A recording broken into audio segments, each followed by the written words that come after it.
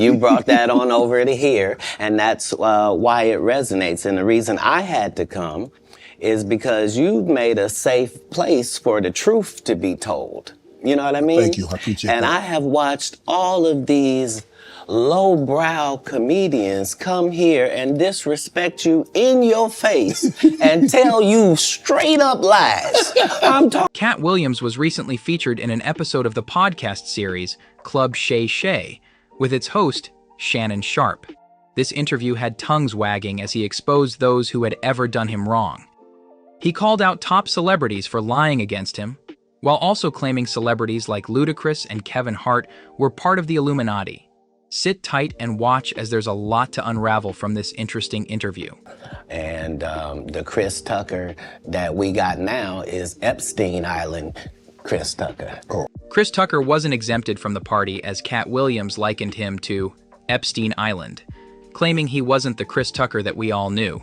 Katt Williams made sure not to hold his tongue back during the interview, as he spilled a lot more. We'll be breaking them down in this video. During the interview, he called out one of the comedians, Ricky Smiley, and mentioned that he was a liar, and went further to say Smiley couldn't act. Katt had a problem with Smiley's claim that he was originally cast for the role in the Friday After Next movie. He tore down the claim and called it a lie.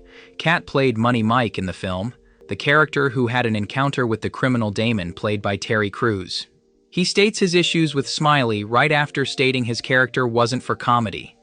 He requested that scene be removed and claimed it would be twice as funny as Money Mike getting Just for clarification, I went out to audition for Friday After Next as Money Mike, not the Santa Claus. And that is... Smiley, in an episode on his show, replied to Katt and stood firm on his claims about the role. He clarified that the pimp aspect of the character wasn't introduced until William was cast in the role.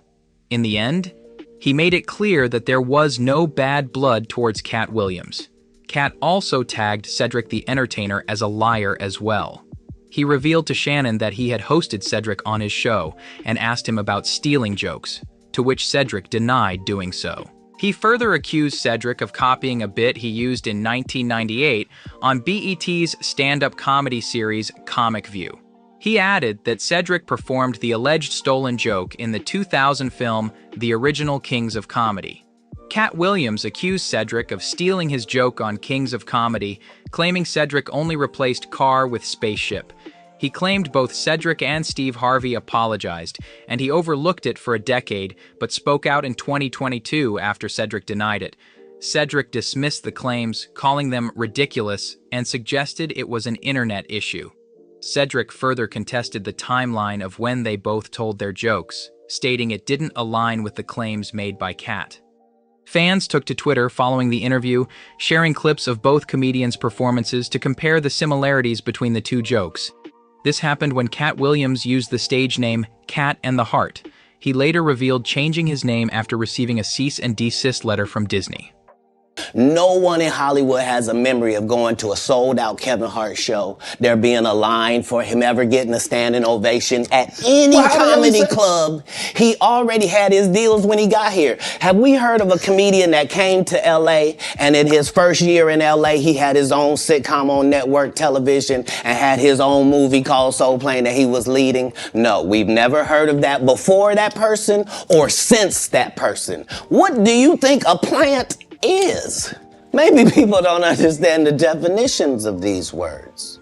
Katt Williams, right after he accused Steve Harvey, Cedric the Entertainer, he turned to Kevin Hart. He called Hart an industry plant and questioned his rise, alleging that he never sold out comedy clubs before Soul Plane. Despite Kevin Hart's response on The Breakfast Club, Katt stood his ground, emphasizing why he believes Kevin Hart would do anything for success.